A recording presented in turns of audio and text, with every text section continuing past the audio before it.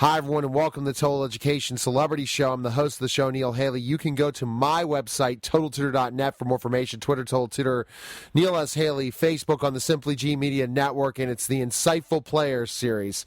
And I get so excited to talk every week to a different insightful player. Insightful Players have partnered with NFL players who are great role models to empower youth. NFL players are featured in the book with even more stories at theinsightfulplayer.com, and they also offer valuable educational programs, including school assemblies. And I am really excited, first, to welcome to the program my co-host, Jarrett. Jarrett, how are you, man?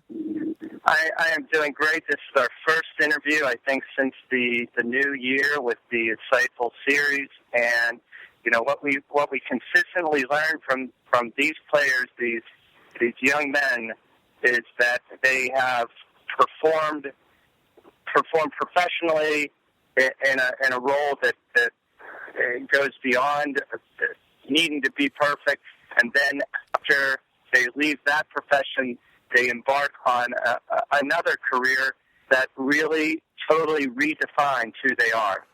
And that's so true, and that's why I'm really excited to welcome the program. And I have heard his story because I have produced a show that he was on an interview with, and it was one of the most tremendous stories of faith I have ever heard in my entire life. I'm just blown away by this man. I want to welcome the program former NFL veteran, insightful player James Dearth. James, how are you? I'm doing well. Thanks for having me. It's simply when I've heard so many different things about you and what the struggles you've gone through, but your faith has been your strongest point. So tell us a little bit about your background growing up, and then I want to go into your faith conversion. Okay, yeah. Growing up, I grew up in a home, wasn't a Christian home. Matter of fact, I wouldn't ever talk to about God or Christ. If you'd have said Jesus to me, I wouldn't know who you were talking about.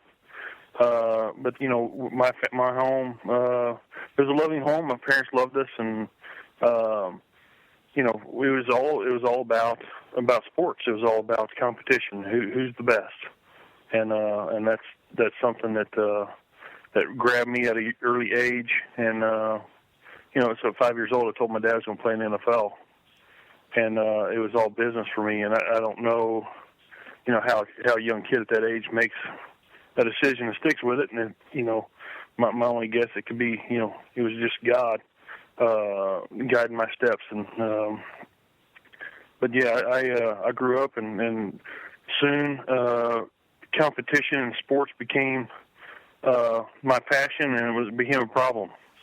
And so that was my whole life. Sports was more important than family at the time, and continuing to grow bigger in my life until a young man came in and started talking to me about Jesus, and I finally understood and gave my life to him, and all that changed. So, was your introduction to Christianity, to the life of Jesus Christ, was it through sports, or was it through another avenue? Well, it was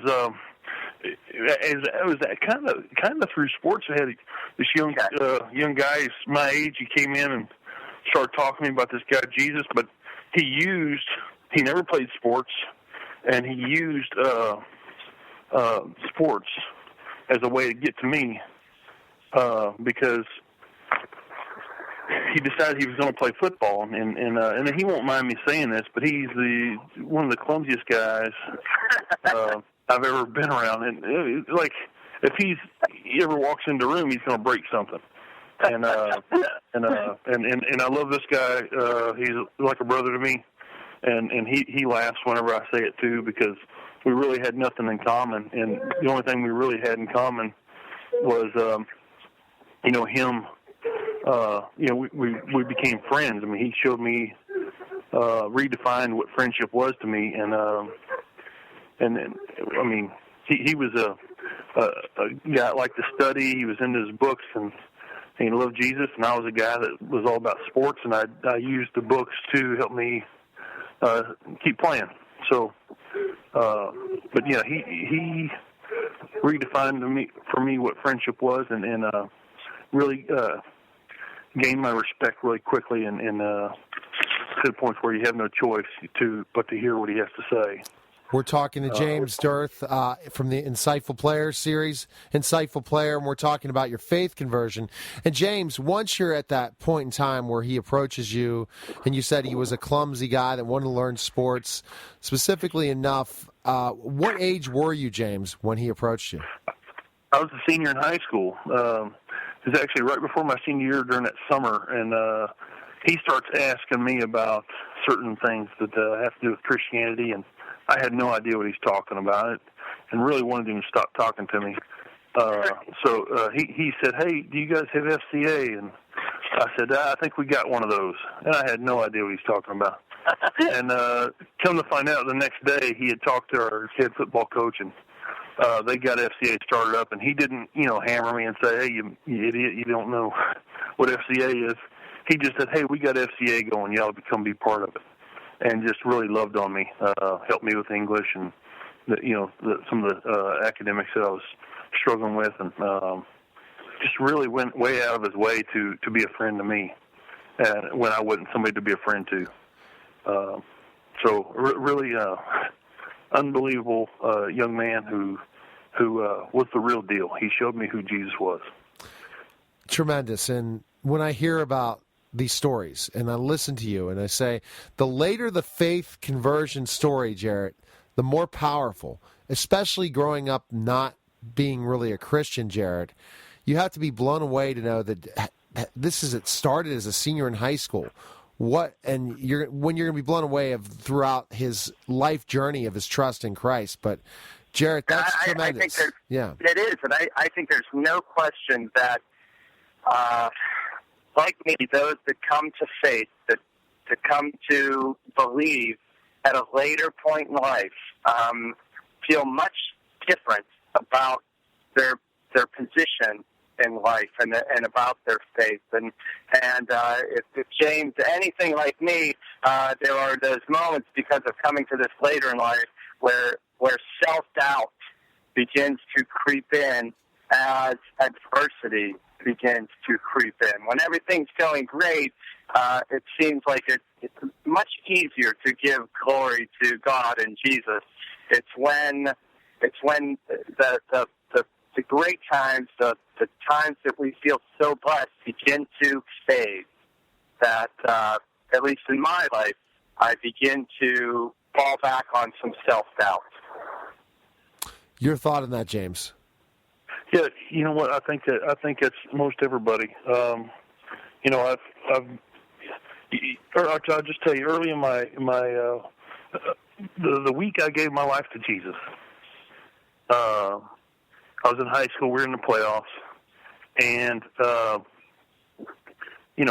gave my life to Jesus, but I wanted to keep football for myself, and basically that's something I didn't want.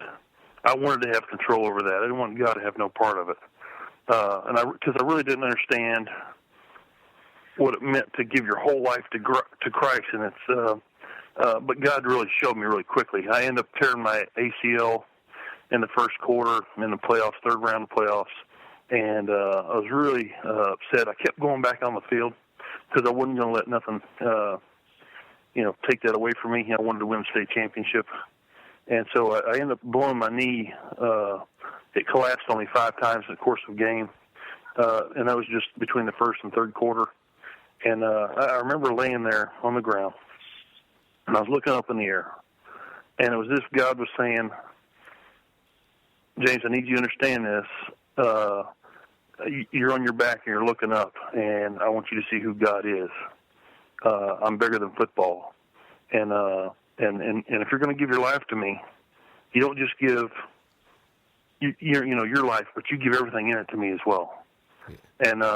And really, it was kind of crazy because at that moment, as a brand new Christian, I realized it wasn't just about, it wasn't just a little bit of something that you give to God. It's everything, So, and I'm glad God taught me that lesson. And to the point to where, there's times in my life where I use that because I get married, and me and my wife had a couple kids. Now we have 3 now, but my son had this when he was about 4 years old. He had this congenital abnormality in his lung, and it was a big mass in his lung that they said had been there since he was born. And matter of fact, the chief pulmonologist at LIJ right there in Long Island said, James, a guy like me who sees every case comes in and out of this building may never ever see a case like what your son has. He said, I've never seen it before, and I've seen thousands of cases. So what me and my wife did, we just prayed. And, the first thing I had to do as a dad, and as a child of God, I had to say, God, he belongs to you. So whatever you decide to do, I'm okay with it. Because my son belongs to you, and you just entrusted me with the responsibility of raising him. And it was amazing as it was about 6 weeks went by, and we were praying hard for him, and just basically just praying for God's will for him and for our family, and it was amazing because God took that mass that was in his lung and took it away. He was healed of it. And here you have the chief pulmonologist at LIJ saying, I don't know what to tell you. And I said, you don't have to tell me anything. I know God healed him. And this is something that wasn't going to go away with anything else but surgery. And so it was really amazing just seeing how when you go through adversity, when you do lean on God and trust in Christ, that what God just gives you so much more grace to overcome the things that you're dealing with. The powerful story of James Dearth. And I'm going to constantly say that in this interview. And I know we have only a certain amount of time with James, and I'm going to definitely want to have him back on, especially for our flagship station, 1080 WWNL in Pittsburgh, to hear this story of a professional athlete sharing his faith. And in the most difficult times in your life, James, you have turned it over to God. And I think it's the most difficult thing in the world, because this is one question I really am thinking right now. It's something I see non-believers or people who don't believe, who constantly want to be in control of their lives. When these difficulties come, James, why do they always say, well, look at the person next door to me. They're not suffering through this. Look at this person. Why me? And can you explain why does it happen a lot of times to some believers, and people just give up their faith because of that sometimes? Yeah, You know, I think that people have a hard time, and hopefully I'm understanding your question correctly. I think people have a hard time with understanding who God is. And so a lot of people, a lot of believers, make life all about them, and it's not. It's about God, and so if life was all about us, then I think when Peter and Paul and all the other disciples, when it came time for them to be put to death, they'd have kind of said, "Hey, this is not working. I want to go a different direction." But they didn't. They died for what they said they believed in. And, Paul was he was flogged and stoned and shipwrecked and all kinds of things. But he knew that his hope in Christ was bigger than what was happening to him in his life. And I think that once people realize that life's not about James Dearth, it's not about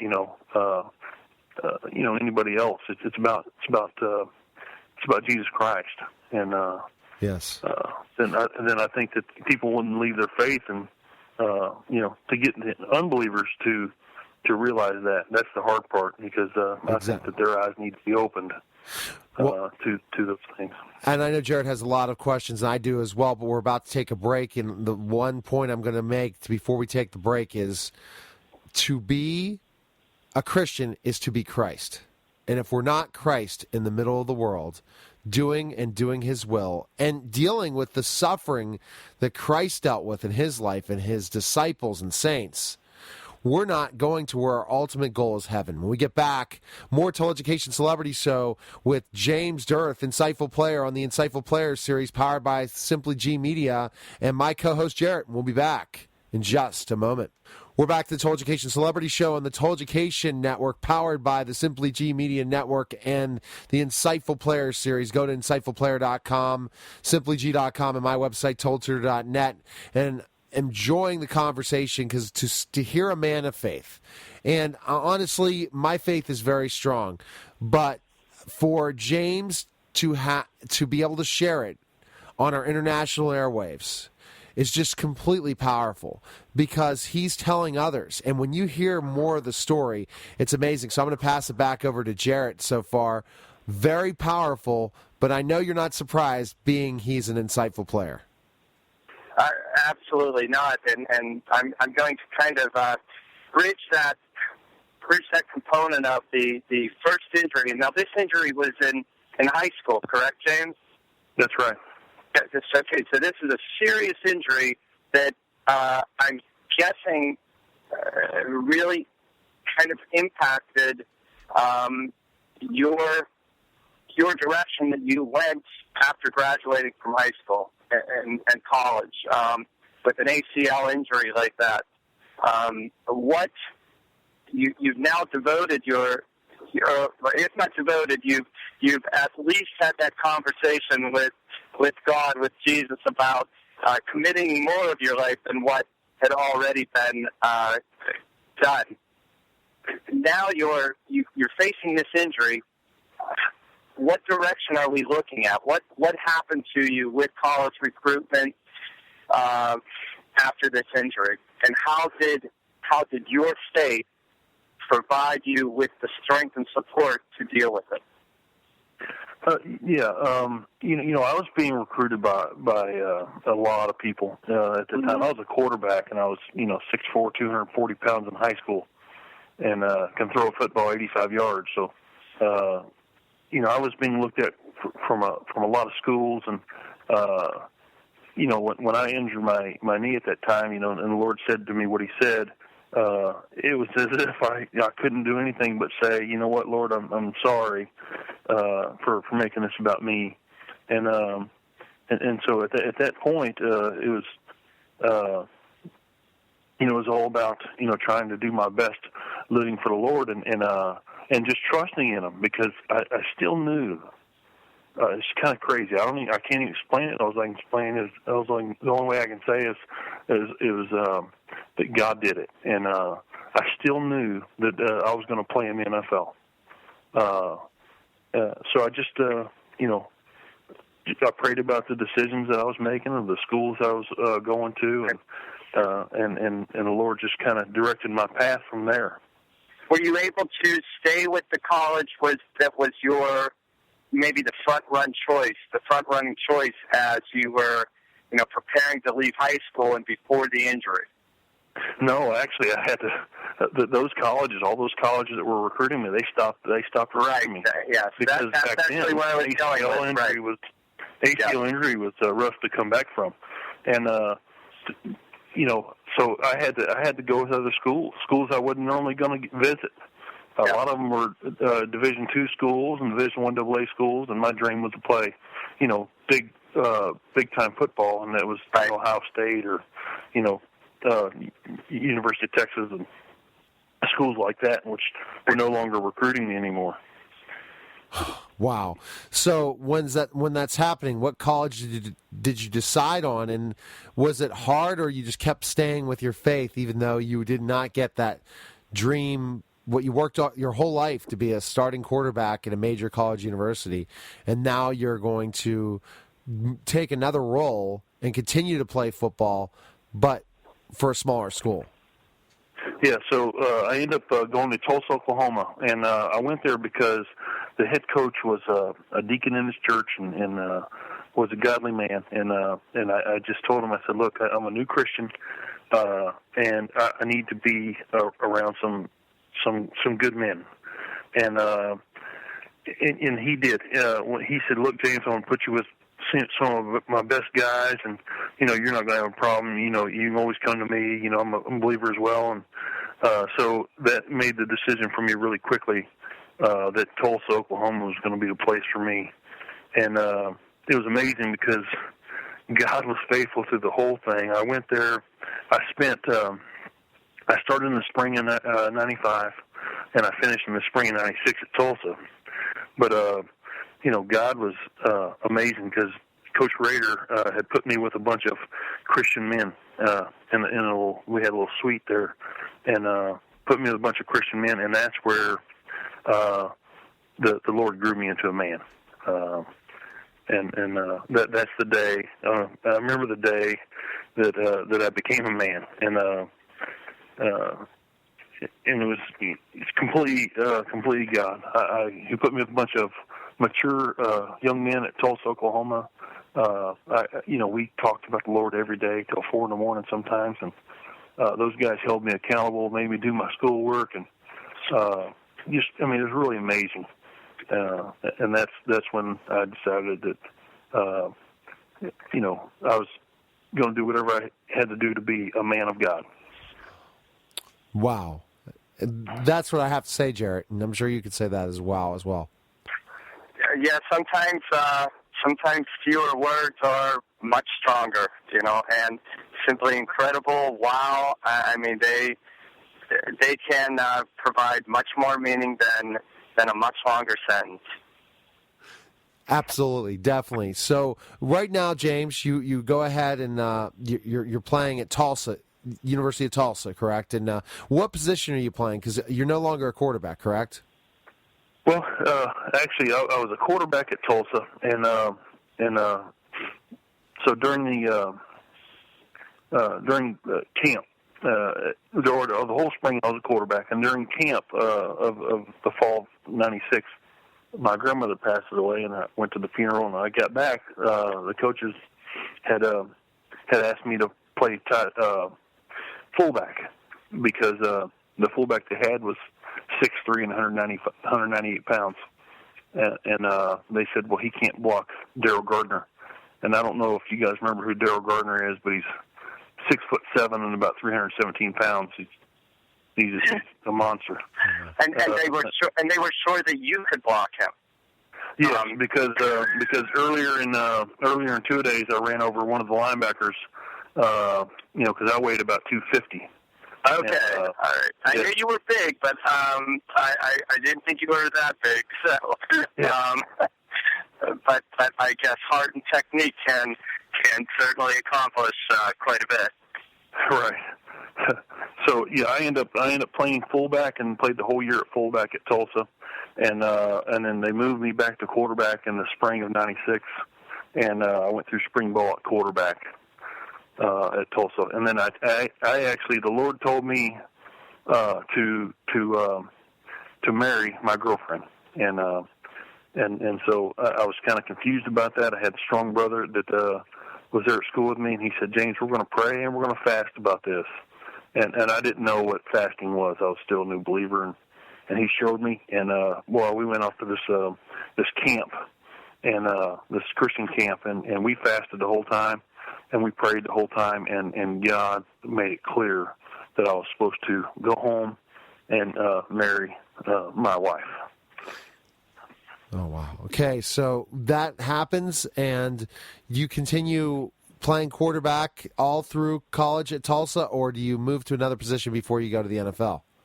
Yeah, so I started at Tulsa. I actually, and my dreams played Division I football, and God asked me to walk away from it. It was really, really neat. My coach thought it was a bad decision.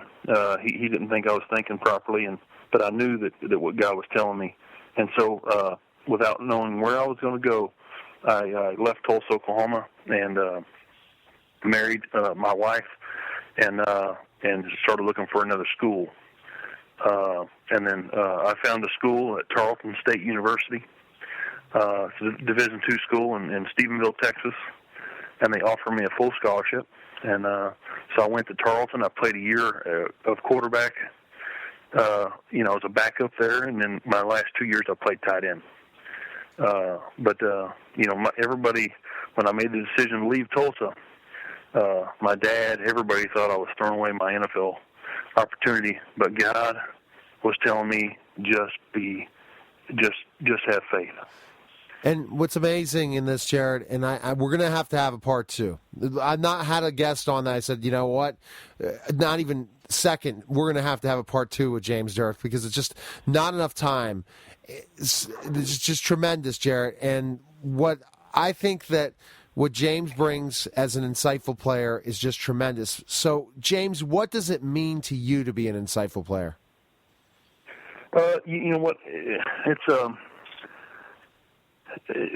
just the same thing as being a Christian. You know, to be a Christian is to be, become like Christ. And I had a friend tell me, he said, James, with this, we went in, we were seeing these kids at this juvenile detention center, and he goes, his name's Anthony Pleasant, great player in the NFL for a long time, won a bunch of Super Bowls with the Patriots, and he said, and he just looked at me and he said, we're supposed to be telling these kids about Jesus, and he goes, they don't need a Jesus that they just talk, that they hear about. They need a Jesus they can touch. And he was talking to me about being, the real deal. They need to see the real thing and somebody to love on them and always be faithful to them. And I think that's what being an insightful player is all about. It's not just, just being an example to people that can see you, but being that kind of guy, of a man of integrity, and has a message of hope out there for everybody. I think that needs to be shared with as many people as possible. And but if you're not that example that Christ wants us to be, then that's hard to do. So, and it's been said many times. When I hear our insightful players, they do more than the talk. They are making the walk. And, it's been said many times, but I think James has really hit on that with the story of visiting the juvenile center. These young men did not need to hear a talk. Absolutely, Jarrett. Wow. They needed to see the walk that was right there with them. Well, James, I know you have to get to an appointment really quickly. Do you have a place we can find information on you, James, or you just see it at insightfulplayer.com? Your information. Do you have a website? I'm sorry. Do you have a website, James? No, you know what? I don't have a website. I'm really not up to the electronic stuff. I don't know too much about any of that stuff. But I think there's some stuff on Google. But I don't know. Wikipedia for sure. I was able to pick up information. So thanks again for calling, James. I know you have to get to an appointment, but we're going to have part two for sure. So take care, and I want to hear Jarrett's. I want to hear Jarrett's last point. So definitely take care, James. Okay. All right. Hey, that was James Dearth. What a fantastic interview, Jarrett. I want you in like a minute to kind of summarize James for you, Jarrett. Your take on that. Well, we began this with the discussion of what does coming to Jesus, what does finding that spiritual light, that divinity that you feel touched on or touched upon, and what does it provide you? And here again, we see that the easy circumstance is to feel divine, feel blessed when everything is going well. I think. For me, and when I hear our insightful players, I think what I find is these players appear to have a stronger faith, seem to have their faith become even more powerful as more adversity is thrust upon them. Imagine 18 years of age and your potential dream is just taken away from you from a devastating injury. And relying at 18 years of age, relying on faith. Truly. To say, not hoping, not praying for a miracle. This was what I found so insightful, is not saying, God, save me, give me that miracle. Instead, give me strength, give me wisdom, provide me with guidance to get through this. Well, Jarrett, looking forward to another interview of an insightful player. We'll talk soon, man, okay? Yes, All right, absolutely. All right, Thank take you. care. All right, you're listening to the Total Education Celebrity Show, powered by the Insightful Player series on the SimplyG Media Network, and we'll be back in just a moment.